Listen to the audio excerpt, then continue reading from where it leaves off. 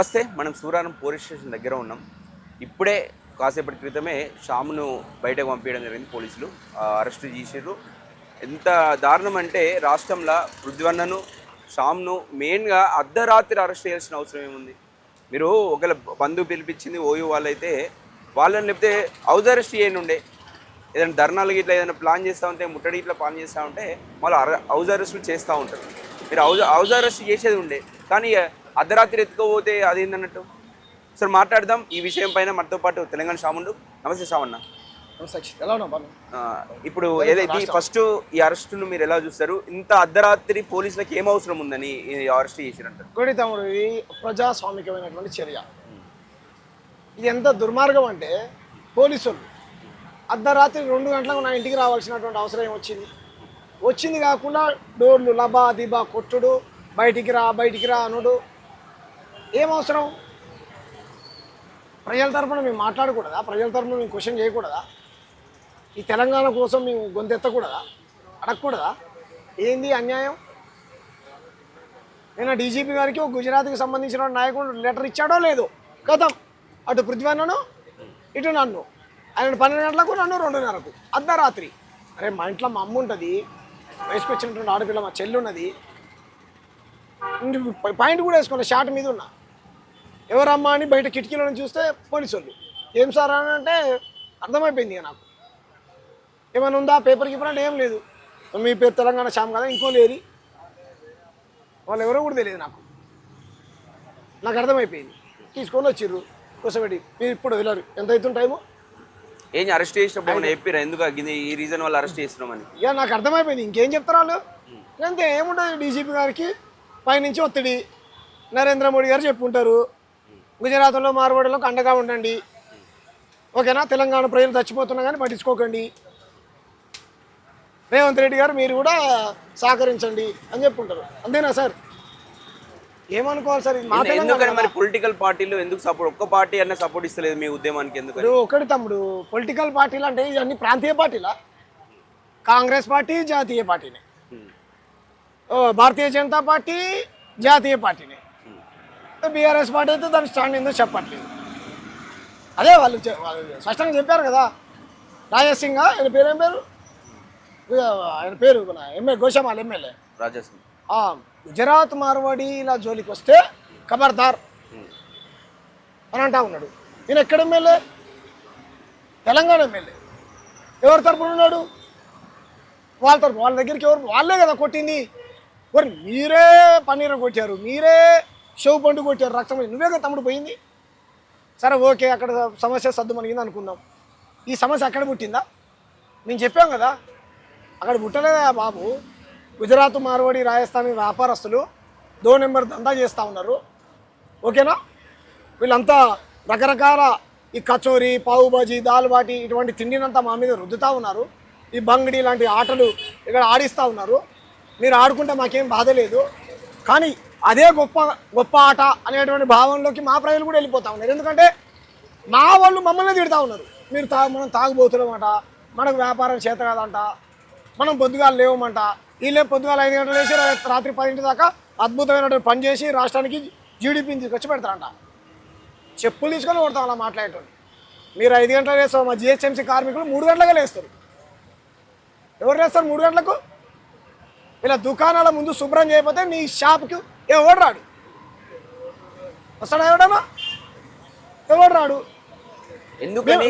మేము తాగుబోతున్నామా? తెలంగాణలో తాగుబోతులా? రేవంత్ రెడ్డి తెలంగాణ ముఖ్యమంత్రి కదా, ఆయన కూడా తాగుబోతేనా? బండి సంజయ్ కరీంనగర్ ఎంపీ కదా, ఆయన కూడా తాగుబోతేనా? ఈటల రాజేంద్రనాథ్ కూడా తెలంగాణ ఎంపీనే కదా, ఆయన కూడా తాగుబోతేనా? ధర్మపురి అరవింద్ కూడా నిజామాబాద్ ఎంపీ, ఆయన కూడా తాగుబోతేనా? కిషన్ రెడ్డి సికింద్రాబాద్ ఎంపీ కూడా, ఆయన కూడా తాగుబోతేనా? వీళ్ళందరూ తెలంగాణ వాళ్ళు అయితే తాగుబోతులు అయినట్టు ఆయన ఉద్దేశంలో, కాకపోతే కానట్టు ఒప్పుకోమనండి. ఎంత అవమానంగా మాట్లాడాడు ఆయన. గుజరాత్ షేక్ ఆయన పేరు ఏం పేరు? ఇలా మరి మేమేమన్నాం? ఇదేందండి దుర్మార్గం. మా తెలంగాణ వ్యాపారస్తులు రోజుకి ఆత్మహత్య చేసుకుంటా ఉన్నారు. మార్వాడీలతోనే వ్యాపార రంగంలో పోటీ పడలేకపోతున్నారు. కుల వృత్తులు చేసుకునేటువంటి వాళ్ళు రోజు ఆత్మహత్య చేసుకుంటారు. వాళ్ళ కుల వృత్తులన్నీ ధ్వంసం అవుతూ ఉన్నాయి. ఆధారాలతో సహా బయట పెట్టాము.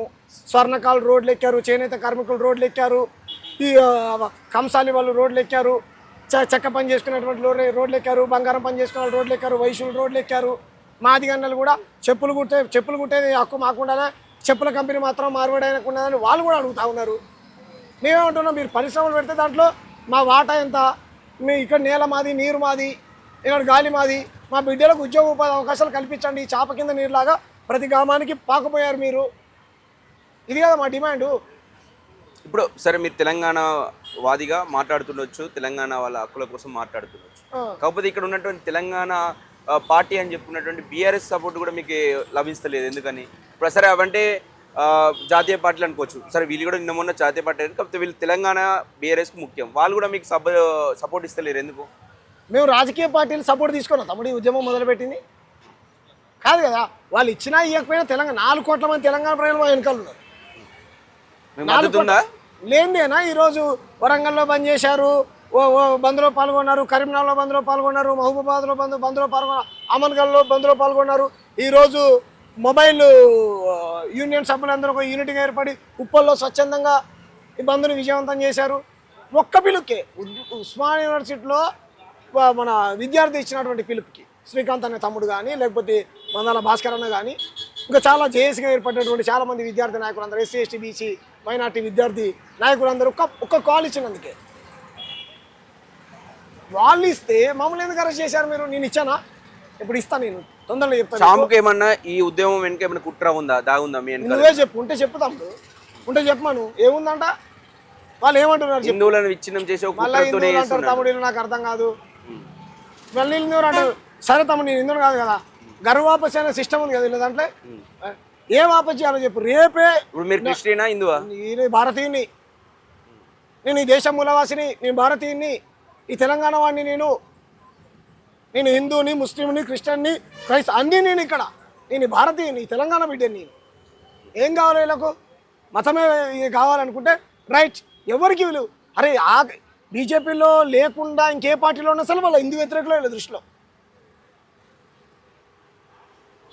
ఏముంటుంది బ్రదర్? నాకు అర్థం కాదు. ఏం కావాలో చెప్పు. గర్వాపసి చేసుకో, నాకు జంజమేసి ఉపనయనం చేయి, రేపటి నుంచి ఇప్పుడు ఏమంటారు, నేను బలపరిచినటువంటి పోరాటానికి మద్దతు ఇచ్చి నా వెనకాలన్నాడు. అంతే కదా. గర్వాపసి ఉంది కదా మీ దాంట్లో సిస్టమ్. ఒకవేళ నువ్వు అంటే కనుక ఆవి రకంగా మా ఇంట్లో బంగారులాగా శివుడు ఉంటే ఇలాంటి జర్నలిస్ట్ మిత్రులు వచ్చి కెమెరా పెట్టిండ్రా చూపిస్తా.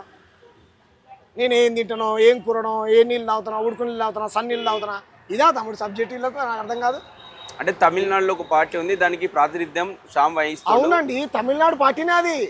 దాని మెయిన్ ఎజెండా ఏంటంటే సౌత్ డివైడ్ చేయాలని చెప్పేసి ఒక పాలసీ ఉంది వాళ్ళది, సెపరేట్ దేశం చేయాలని. అందులో భాగంగానే ఇది శ్యామ్ మాట్లాడుతూ ఉండు. 2 ఎంపీలు ఉన్నారు కదా, స్పీకర్ అక్కడ లోక్సభలో స్పీకర్ గారిని సభ్యత్వం రద్దు చేయమని చెప్పి మా సార్లు 2 చేయమని దమ్ముంటే. మీ పార్టీలో నినాదం ఉందా సౌత్ సెపరేట్ దేశం చేయాలని? సౌత్ హక్కుల కోసం కొట్లాడుతుంది అంతే. ఇక్కడ సుప్రీంకోర్టు బెంచ్ ఏర్పాటు చేయాలనేది మా పార్టీ లైను. ఓకేనా? అక్కడ పార్లమెంట్ సీట్లు మీరు పెంచుకొని ఇక్కడ తగ్గిస్తే మాకు నష్టం జరుగుతుంది మా లైను. ఇటువంటి వాదన కోసం కదా మేము కొట్లాడేది. సుప్రీంకోర్టు బెంచ్ ఏర్పాటు చేయాలని, సౌత్ బడ్జెట్ సపరేట్గా కేటాయించి మా సంపద ఎందుకుంటాయి బ్రదర్? మేము ఫస్ట్ ఇండియన్, ఈ దేశం మూలవాసి. ఈ దేశానికి రాజ్యాంగం రాసింది ఎవరు బ్రదర్? మరి అట్లాంటప్పుడు అందరు కలిసి ఉండొచ్చు కదా, మార్వాడీలను ఎందుకు? మరి తెలుగు వాళ్ళందరూ కలిసి ఉండొచ్చు కదా. ఆంధ్రలో సపరేట్ ఎందుకన్నావు మనం? తెలుగు ముసుగులో 60 ఏళ్ళు ఆంధ్రలో దోసుకుపోయారని కదా నువ్వు. మన అందరం అనే ముసుగులో మా వ్యాపారాలని దోసుకొని పో. మా వాళ్ళు ఇక్కడ ఉన్న ఆయన లోకల్ అయినా మొబైల్ షాప్ పెట్టుకోవద్దు. గుజరాత్ ఆయన వచ్చి పెట్టుకుంటే ఇక్కడ ఉన్న రాజకీయ నాయకుడు ఆయన వెనకాల ఉంటాడు.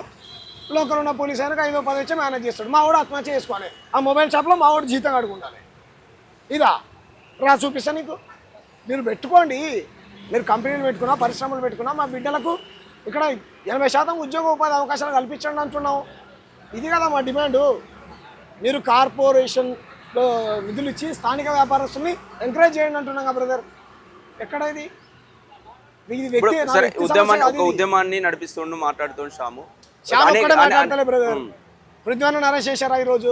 ఇంకా రాష్ట్రంలో ఇలా బంద్లో పాల్గొన్నటువంటి అనేక ఏమంటారు మా డాక్టర్ జిలకర సీనన్నని చేశారు. నాకు ఆయన ఫోన్ కలట్లేదు. జిలకర సీనన్నని, పిడమర్తి రవణని, నన్ను ఇంకా మేము ఇలాంటి మెయిన్ గా శ్యామ్ కే థ్రెట్ కాల్స్ వస్తా ఉన్నాయి, శ్యామ్ ని ఇబ్బంది పెడతా ఉన్నారు, నిన్ను ఉంచం బిడ్డ చంపేస్తాం. శ్యాము నరేంద్ర మోడీ లాంటి వాళ్ళు 1000 మంది వచ్చినా శ్యామ్ భయపడ్డు.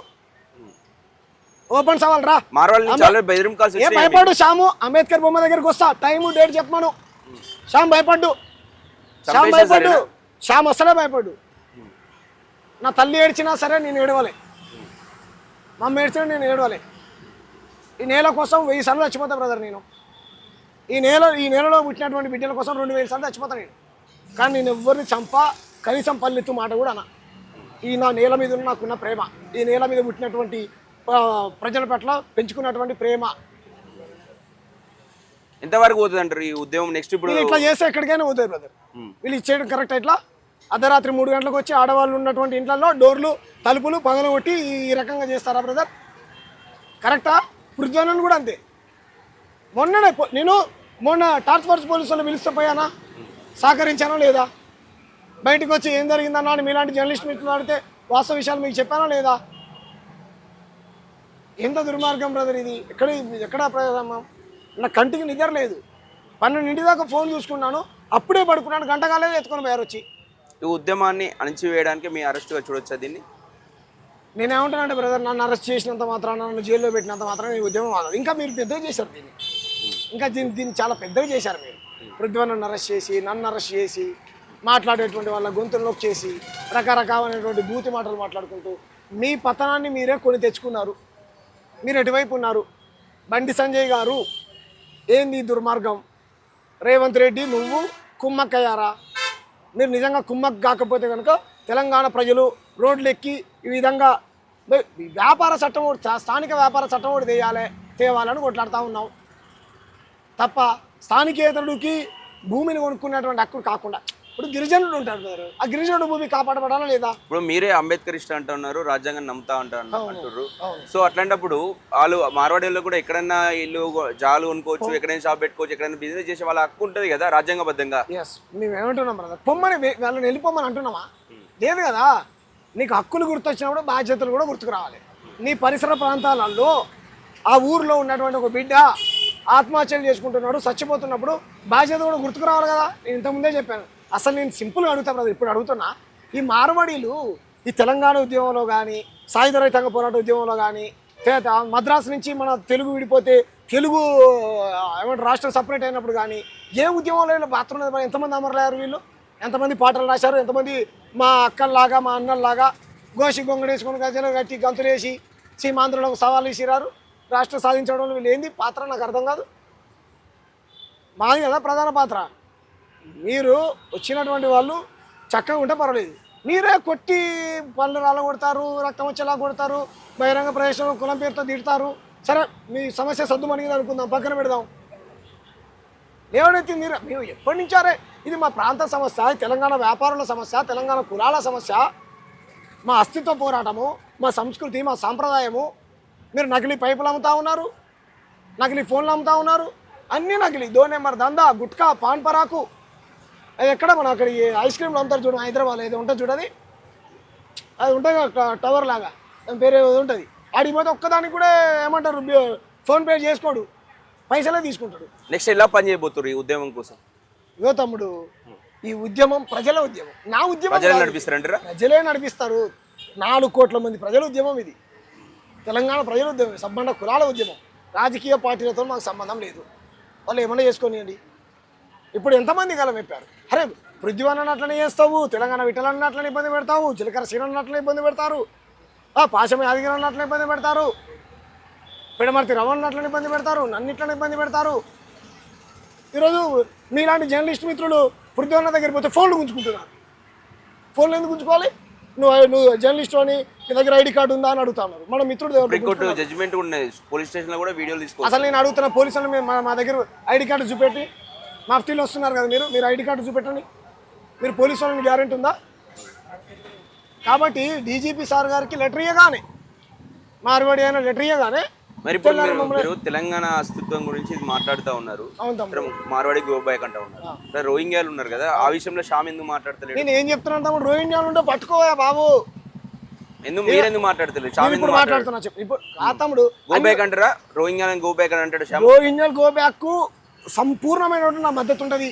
వాళ్ళని ఎంత తొందర అంటే అంత తొందర పట్టుకో. నీకు చేత కాకపోతే నరేంద్ర మోడీ దిగమను, నేను గంట సేపట్లో పట్టుకుంటా, గంటలోనే పట్టుకుంటా, ఒక్కడి గంటలో పట్టుకుంటా. ఈ కథలు చెప్పొద్దు వీళ్ళు. రోహింగ్యాలు ఏమన్నా చుట్టాలు అవుతారా? పట్టుకో. ఎవరైతే అంటున్నారు కేంద్ర బలగాలు బయట దేశాల్లో వచ్చి ఉంటే వాళ్ళ మీద మాట్లాడుతున్న శ్యామ్ అని ఇటు మా హిందువుల కలిసి ఉండేటువంటి మార్వాడి మీద మాట్లాడుతారు. ఇప్పుడు నాకు అర్థం కాక అడుగుతా, బయట దేశం నుంచి వచ్చిన వాళ్ళు ఎన్ని రోజుల నుంచి ఇక్కడ ఉంటున్నారు ఏందనే ఎవిడెన్స్ మీ దగ్గర ఉంది కదా. నా దగ్గర ఒక ఎవిడెన్స్ ఉన్నది, ఆత్మహత్య చేసుకున్న కులాల ఎవిడెన్స్ ఉన్నది. ఇప్పుడు గో బ్యాక్ మార్వాడి అనే ఒక నిదానం ఎత్తుకోడా దాన్ని మీరు సపోర్ట్ చేస్తారా లేదా? ఇంకా ఎక్కువ బలంగా పనిచేస్తుంది అమ్ముడు. ఇప్పుడు ఇంకా ఎక్కువ బలంగా పనిచేస్తాయి. ఇప్పుడు దాంతో పాటు ఇది కూడా గో బ్యాక్ రోహింగ్యాలు అనే ఒక మూవ్మెంట్ కూడా స్టార్ట్ చేస్తారు. సంపూర్ణమైనటువంటి మద్దతు ఇస్తాం. రమ్మను. ఆ మాట వస్తలేదు కదా శ్యామ్ నుంచి, గో బ్యాక్ రోహింగ్యాలు అని. వాళ్ళ నుంచి ఈ మాట ఎందుకు వస్తలేదు? మా ఉద్యమం వెనకాల వాళ్ళు ఉంటారా? ఒకవేళ లేకున్నా సరే మేము 100% సపోర్ట్ చేస్తాం. 100%, 1000కి 200% పిలిపియచ్చు కదా మరి. అదే వాళ్ళకి ఎస్, కేంద్ర మంత్రి బండి సంజయ్ గారు, మీరే కదా సెంట్రల్ అధికారంలో ఉన్నది. నరేంద్ర మోడీ గారిని ఎంత వీలైనంత తొందరలో అంత తొందరగా ఆ రోహింగ్యాలను పట్టుకోమని చెప్పండి. మీకు చేత కాకపోతే చెప్పండి, మేము పట్టుకుంటాం, మీరు దిగిపోండి. మీరే కదా అధికారంలో ఉన్నది. నాకు అర్థం కాకూడదా? ఈయనే కేంద్రం, నేను ఉద్యమం చేస్తా అంటుండు. నువ్వే కేంద్ర మంత్రి, నువ్వే ఉద్యమం చేస్తే ఎవడు పట్టుకోవాలి? ఇది వల్లే కూడా లాజిక్. కాబట్టి మీకు అర్థమైందా? ఇదంతా ఇప్పుడు తెలంగాణ మీడియా, సోషల్ మీడియా మొత్తం పసిగడతా ఉంది. మాత్రం అంటలేడు శ్యామ్ ఇంత అంటున్నాను. గో బ్యాక్ రోహింగ్యాలు రేపు పొద్దున కనుక వాళ్ళని పట్టుకోకపోతే గో బ్యాక్ బీజేపీ కూడా అంటాం. గో ఏదో అంటున్నారు కదా తమిళనాడు పార్టీ, వీళ్ళ పార్టీ ఎక్కడ మన ఆడబుట్టింది ఏడా మన ఉత్తరప్రదేశ్లో, వాడికి పోండి మీరు. Thank you so much. Right, చూస్తూనే ఉండండి మన తొలి వెలుగు.